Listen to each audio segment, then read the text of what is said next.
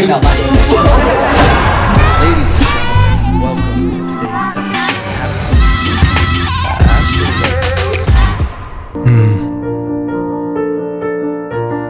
Ladies and gentlemen, sometimes you just gotta get real soft and tell a story on a Thursday. Look, I had a dream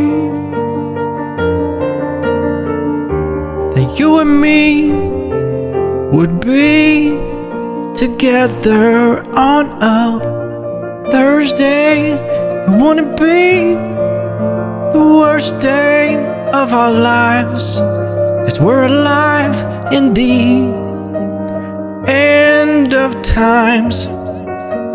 Welcome to the apocalypse, where you can't say shit and where you can't just be who you want to be publicly, but you can still be a racist piece of shit under the sheets, as long as you virtue signal, you see. So let me be and sing the last song of our life. Ladies and gentlemen, I don't know if you would believe me if I said it, that I just made that up on the spot. Too real. Sometimes the muse is like, Evan, don't hit him with the comedy. Give him that heartfelt reality check that we are living in the end of times, ladies and gentlemen. The end of times is upon us. Welcome to the apocalypse. Hope you picked a team. Okay? Welcome to Thirsty Thursdays, okay? Would be thriving Thursday, but it's an apocalypse out there. Now the IRS is going to be going through my bank account because I got a transaction over $600. They're going to know everything about me. They're going to know about all those OnlyFans subscriptions. I'm just kidding. I'm proud to say I've never had an OnlyFans subscription. I'm also, hey, who knows what's going to happen? If these vaccine mandates go too crazy, your boy might only have an option to have an OnlyFans account. But to be honest, I'm pretty self-aware. I don't know what I bring to the table that's any different than anything that's out there. Maybe I can make a silly song while I send you pictures of my feet. Is that something that would make your willy tingle? Because that's what's fucked up. No girl is going to pay for me on OnlyFans. Like, why would they? Okay? They can just Google dick pics, and they're going to get their whole fill of it. It's completely a sexist environment, OnlyFans. How many guys are killing it in OnlyFans? Probably not many. What do we got? Tiger? El Tigre from Young Money? Young Moolah, baby. Just killing it on OnlyFans, apparently. Apparently the boy's got a piece on him. Nice little tiger claw from what the kids say. Not the kids. Got to be careful with the words I use here, okay?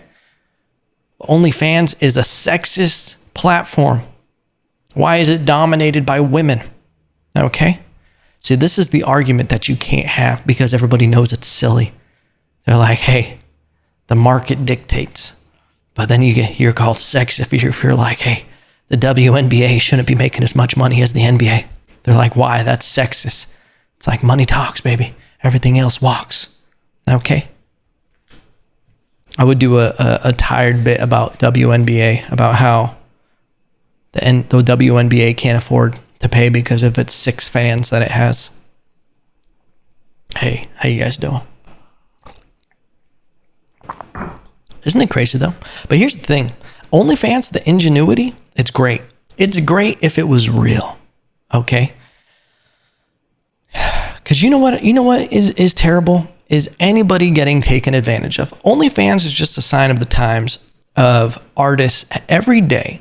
And we joke about the apocalypse. Every day artists and creatives are getting more and more control back with platforms. The ability to not have to go through record labels. The ability to cut out a lot of these middlemen. And it just so happens to be that in the porn industry, from what I've heard and seen, third party, I'm a few steps removed from knowing anybody in that industry. And that's not, throwing shade. We haven't crossed paths, maybe unbeknownst to me, but I haven't really crossed paths. But it seems like in that industry, it's there's some gross characters in there. There are some slimy gatekeepers, if you will. A little bit of the, hey, if you want to make this money, you got to grease my palm. And by grease my palm, you got to grease my dick. Okay? And that's not cool. Then no business transaction should that be part of it. Okay? So OnlyFans is giving a chance to women to take back control of the ownership and the money and to be making a substantial amount of money, sending pictures of who knows what on the internet and videos and everything. But here's what's fucked up and what I've come to learn just from my findings in self, people always say, hey, do your own research. I do a little bit of research when I'm going to talk about some stuff. And, especially when it's serious topics like OnlyFans. But apparently a lot of these situations, what happens is, and this is the whole, because my first thing was like, why would you ever pay money to see a titty ball if you have the internet? Like, why would you just type in titty ball in Google? You're going to be very surprised. If you've been paying to see titty balls, go on the internet and just type in titty balls. And I'm saying this only to my 18 plus crowd, okay? I don't really know. It'd be weird if I had high school listeners, but if you're there supporting, hey kid, get back to class. Stay in school. Don't be a fool. Anyway, I'm just kidding. Drop out of everything and just start your own business. You're going to survive. Google titty balls. Okay. You're going to see a ton of shit for free. And that's what baffled me. I was like, why would you guys ever pay for this? And then I come to find out a lot of what people are paying for is just like those weird sex hotlines. You remember back in the day, you'd like be up too late on Comedy Central and it'd be like, hey, are you feeling horny right now? Hey, do you have a rock hard boner in your pants? And me being, 12 years old, I'm like, yes, I do. And they're like, well, you should reach out right now and call and we can talk about that. And it's like, you would just I never actually called one of those, hotlines, but I could imagine that it's just like, it's the same principle where it's like, hey, just rub one out, set yourself free, king. Okay. Clear your head. But it's like, it's the interaction, it's the connection. And that's the side that's kind of sad to me. It's just like, you just want to connect. You just want to feel something, whatever it is. But apparently that's the thing with OnlyFans is that you get an actual connection with this person and you're like texting with them or messaging and they're sending you like actual like requested pictures and shit like that. But here's the fucked up part. I can confirm this. It's a lot of dudes who are writing back pretending to be these girls. Like it's businesses that are running these accounts, dealing with all of it, and then just sending a picture request to the girls and being like, hey, you need to send a picture of one of your titty balls with the Fruit Loop around the nipple, okay? And then say, this is for you, Jake, and not Jake from State Farm, but whatever. Send that out, and so it's a whole team of people. So this guy thinks that he's having this personalized, he's imagining this vixen in a bath of milk, sending him a titty ball with a little loopy fruit around the end of it, and he's just like, oh my God, she did it. Here's another $80, and then it goes to some dude named Craig who's just like, all right, vixen, here's your $40. I'm going to take mine. And it's just, they're being duped, being hoodwinked. And you know what? What's that quote? A sucker should never get to keep their money. Bars. Okay. Bars. But I'm all for entrepreneurs. Okay. Entrepreneurship. That's always the wave of a generation. It's a wave of a generation. Thriving Thursdays. Okay. Thriving Thursdays. Sometimes you got to start your own business. Listen, I got a lot of friends that are in all different kinds of walks of life. Some of them corporate, some of them, small business, everything. And it seems like at some point people get tired of working for other people. You got to take control. And listen, if you've been on the edge of wondering if you should do your own shit, this is that sign, baby, that you've been looking for, okay? You have to wake up and just decide you're not going to fucking do it any longer. You're not going to put up with your fucking boss. Him telling you, hey, you need to be in by this. Hey, where was that fucking... Here's the truth. Because you can probably do your boss's job better. That's why he's holding you back. That's why he's taking credit for everything that you're fucking doing at work.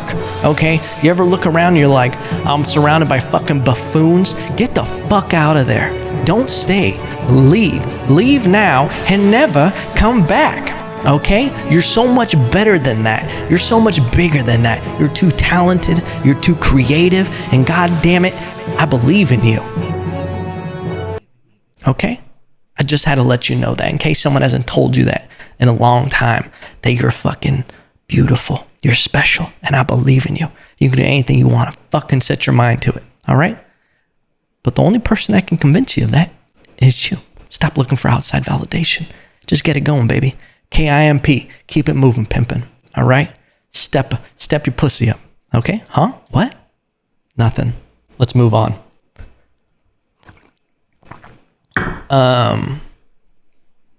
Something that crazy that happened yesterday. I don't even know what the fuck we were talking about with any of that shit. How did we even get there? Anyway, it doesn't matter. Something sad that happened yesterday that we found out shook up the comedy world. Norm Macdonald passed away. Such a bummer. I know everybody says this. One of my favorite comedians of all time. Growing up on him. Before I was ever doing comedy, I was such a fan of him and his style of doing comedy. Norm Macdonald, from what you hear from tons of comedians and all the goats of comedy, Norm Macdonald is the GOAT. He's like the purest form of comedy in the sense of what stand-up comedy should be. It's like there's so many different layers of what comedy is.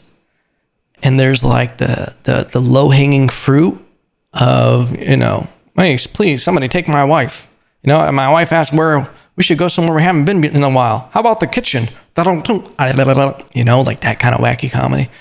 And then you have like philosophy comedy. You have misdirections. And then you have comedy that makes you uncomfortable. And then you have like shock comedy. And then you have just callback comedy. You have everything. But then there's like a layer of comedy that is like comedy inside of comedy for people outside of comedy that are inside comedy. So it's like, there's a phrase like doing comedy for the back of the room. It's like you're trying to make comedians laugh. And I feel like Norm Macdonald was like the pinnacle of that, but also able to make the entire room laugh because he's doing like 2-layered jokes at the same time. He's doing a joke for comedians to laugh at of the awkwardness and like just the making fun of the simplicity of the actual moment, whether it was on like a talk show. And he's actually like bringing the crowd into it as well. He was like one of my favorite people to watch on late night shows, even though I just totally trampled late night shows last week or on Tuesday. But he was so amazing. If you haven't done it, go look at Norm Macdonald highlights and just funniest compilations and his ability to just say something like honestly, it's such a level of comedy that's crazy that like so many people could say that joke, but his delivery, the timing, and just who he is makes it like a brilliant joke. This was a Norm Macdonald quote on Battling Cancer. He says, I'm pretty sure, not a doctor, but I'm pretty sure if you die, the cancer dies at the same time. That's not a loss. That's a draw. Bars, ladies and gentlemen. Bars. If you don't know a lot about Norm Macdonald, you have to hear his delivery. I do terrible at trying to say the impact of that joke. But Norm Macdonald had a ton of quotes like that where it was just brilliant and so silly. And I think that was like the pinnacle of what comedy was supposed to be. It was like he had such a glow and a hub connected. It was like a white hot connection to what the actual substance of what comedy is supposed to be. Make people laugh and be silly, and take the seriousness out of stuff. I feel like it's easy to take comedy and to make it too serious. And sometimes there's nothing worse to me than when a comedian gets on stage and wants to deliver a woke message or like shove their own message down people's throat where they actually care about it. They're actually trying to like have an opinion, and it's a real thing. Like they're trying to not be funny with it, but they're trying to take a virtue signal or something like that and like shoehorn it into a joke and be like, this is a joke, when really you're just virtue signaling. And it's just like, ugh, this is so gross. But I feel like what Norm Macdonald was like the purest form of comedy. And if you talk to any comedian, they know he was at the pinnacle. He was at the helm of comedy. And he was, I think, one of the GOATs that didn't really get the respect of being one of the GOATs. You kind of hear, Chappelle is such the low-hanging fruit, I feel, answer for best comedians right now. I do think Chappelle is a GOAT. I think his comfort level and everything he does is next level. But my opinion changes over time of who the GOATs are, because the whole landscape has changed, right?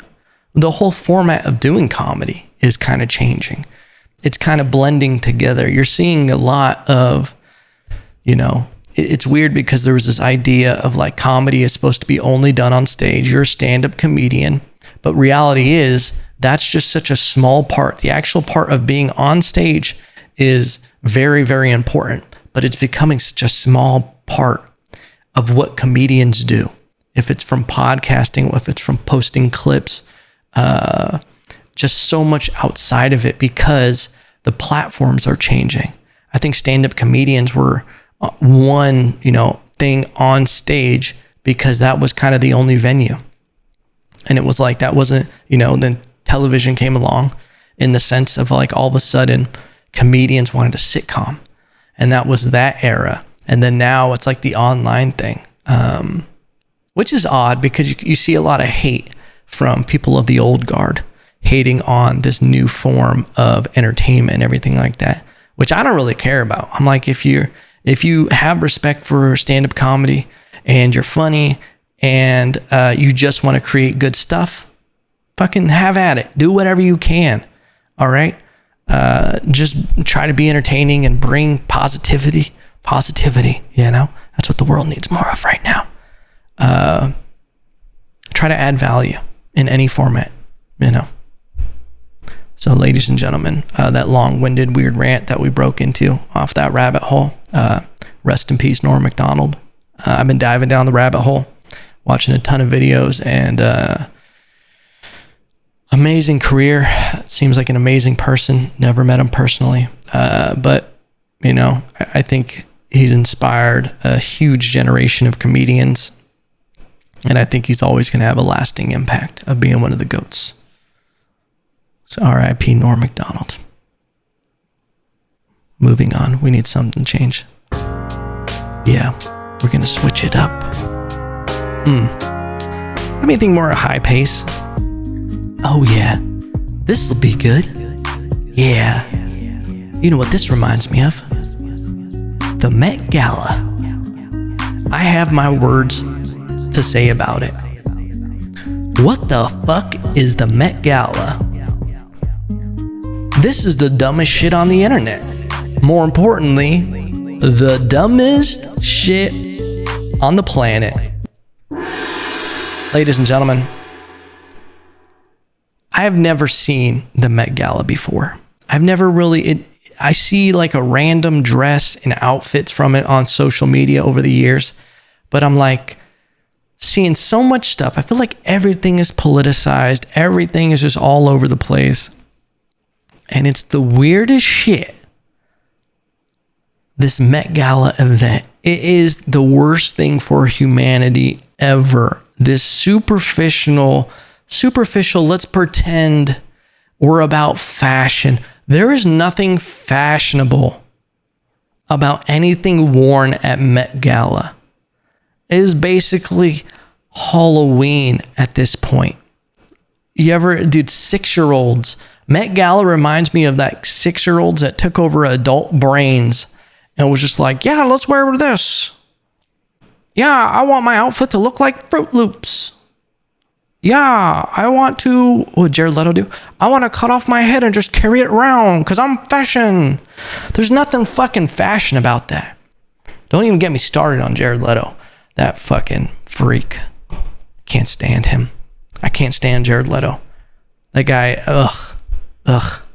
Listen, you know what I hate? I hate when people go into a new craft and they're like, I'm a method actor. You know, Shia LaBeouf pulls it off. I'm all for Shia LaBeouf being a method actor. But then you hear these stories about Jared Leto. About when he was like in Suicide Squad and everything. And he was like sending used condoms to the cast members.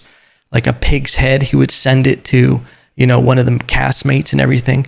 Just because he was getting in the role. I'm like, hey bro, you're sending used condoms and things to cast members? That's assault, brother. That's a Me Too right there. We didn't hear a peep out of Hollywood. But don't let me get off of Met Gala. This is the silliest thing. I want to see a Met Gala event. Like what it is it's just these weird elite people. It's like the cool kids of Hollywood threw a fashion party for themselves. And it's only for them. Why are people, is there any everyday people who watch the Met Gala and they're like, oh my God, that is high fashion. That is fucking gorgeous. Oh wow, how much did that suit cost? Oh, $200,000. What are you wearing? Who the fuck really asked someone in person that? Please tell me, what are you wearing? Or who are you wearing? This is Mark Leposkiny. He is a little Russian designer. So stupid. You know what I want to see? I want to see people like them set an event where it's like, okay, the theme of today's Met Gala, Target. Wear athleisure as if you were going to Target. Because that's all I care about. Okay? Listen, I'm in my 30s now. All right? Prioritized for me, comfort. Comfort. If you care about fashion more than comfort, can't be my friend. Okay? If you're ever hanging out somewhere with me and you're like, fuck, these pants are way too tight. And ugh, this shit fucking hurts. But hey, at least I look good. Can't be my friend, pal. Can't be my friend, pal. Okay? Because there's just no point to it. It's ridiculous. Like what clothes have turned into. This is how societies fall. Is we get so focused on these gluttonous things like high fashion. And then fucking we fall. We fall as people. Because we're just like, we're too fucking worried about what it looks like on the surface. Met Gala is literally the greatest metaphor to describe what America is right now. At least what America looks like on the surface is that all we care about is the surface. We don't give a shit how people are behind closed doors. Oh yeah, Nike? Oh yeah, Nike has all these, running these slave factories with these little kids in the sweatshops and all of this. And oh, Apple has all these, fucking buildings where they build the iPhones. Had a stroke. They build the iPhones and they have fucking nets around the building so their employees can't kill themselves at work. But wait. Do they have the right hashtag on social media? Are they supporting the right Okay, thank God. Well, then never mind all that other shit. As long as it looks good on the surface, that's what matters. When people are like, oh my God, she's such an icon. And then it's just like really just a terrible, self-indulgent person. Wake the fuck up. We gotta wake these woke people up. Start caring about substance, not this superficial, surface level bullshit. Who am I turning into on this podcast? Y'all just get me riled up. Got me riled up. I was talking to a buddy yesterday and I'm like, I don't know if this is just what happens when you get older, is that you just become so hyper focused on politics, or our world is really in such a weird place where everything is politicized. Because I feel like politics wasn't supposed to be this big thing. Everything wasn't supposed to be turned into a political statement. It didn't matter as much what your politics were. My dad used to raise me, he used to tell me, don't ever discuss politics and religion with people. And for a long time, that was great advice. Because I can't, they're just hot topics that it should be your own preference, your own personal choice. But for some reason, I feel like everything's gotten so politicized where we don't allow people to not have a political opinion. Like we've just become so hyper focused on it. I want to get back to like the other debates, you know? Like, do you like pineapple on your pizza?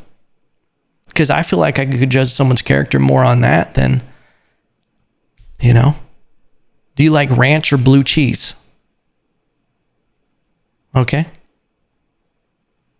That's a reality. Do you like ranch or blue cheese with your buffalo wings? Okay. And to answer you about the pizza question, I really don't care. That's my politics when it comes to pizza. I don't prefer pineapple on a pizza. I don't think I've ever ordered it once, but I've gone to parties that had pineapple on it, and I'm like, I'm not going to not eat the pineapples. What weirds me out is the people that care so much. You know those people who are like cutthroat? They're like, fucking no pineapple on my pizza ever. I'm not friends with people with pineapple on their pizza. It's like, bro, who hurt you? Who hurt you? This is such a weird line in the sand. And I think it's the same thing with like political shit. Because I see people drawing these lines in the sand and they're die hard to the end. Like, this is my fucking team and I'm going to fucking die for it. Your boy is like the wind, okay? I move with it. You don't line up with what I believe in most? All right, I got to go. I got to switch teams on you. Okay? It's like with the Newsom recall. How did Newsom win? How did Newsom win with all the shit that he's done? With all the funneling of money that was supposed to go to businesses, all of the pure corruption, the way he did his taxes to get his house, doing the whole, do as I say, not as I do, when he was having fucking, dinners at his place, and then was like, I'm not sorry it happened, I'm sorry I got caught kind of thing. How did he win? It really is. People in California, if you voted for Newsom, you got Stockholm syndrome. You got Stockholm syndrome. Because you know what it feels like? It feels like with Newsom winning that everybody that voted for him, Newsom was like, hey, I might beat you and I might treat you bad, but this other guy, he's not going to get you like I do. He's going to be even worse than me. And you're like over here putting makeup on a black eye and you're like, this is my man and I stand by him. This is my man. That's what it feels like. But at the end of the day, people can make their own decisions. And if that's what California wants to do, hey, that's what California's going to do. But guess what? You have the right to do that. You have the right to do that. But I am exhausted with politics. I am. I'm just tired. I'm tired, boss. Okay? I'm tired of talking about it. I'm tired of feeling emotional about it. I've let it get under my skin where I dive down. And I feel like I'm at a point where I'm like, I got to pull back from it. I got to pull back from it. Just stay informed. Know what I need to know, but just not get emotionally frazzled in it. Okay? Because that's what I feel like that's what happens is you start reading comments and you're like, how does this fuckface really believe this dumb shit? And then you've gone down the rabbit hole. And then you're watching these weird Fauci videos. Saw these weird Fauci videos from 2019 where he was like, the best way to stay in shape is, to not deal with immunity. Someone was like, should you wear a mask and should you do this? And he was like, no, if someone has an infectious disease in 2019, he goes, no. What you need to do is, don't smoke. You need to exercise. You need to take care of your immune system. Complete opposite of what he's saying now. And it makes you feel like you're taking crazy pills. I feel like I'm taking crazy pills every day of my life now. But ladies and gentlemen, I want to thank you for joining me on this episode. I love you guys. I hope you got something out of this. I hope more importantly, if you're going to take one thing from this episode, is I want you to get yourself out of the fucking comfort zone. Do something that scares you. Tell that boss, fuck no, I ain't taking no goddamn vaccine. I'm starting my own business. I'm going to become the fucking greatest hamster trainer there ever was. I'm going to bob for apples till my fucking dick falls off. I'm going to eat tacos till my goddamn coochie caves in. I don't know what the equivalent is for women, but I tried to include you. I don't have time to do this bit with all 78 pronouns, but the rest of y'all, fill in the blank. But ladies and gentlemen, I will see you on Tuesday. And remember, no matter what, I still love you.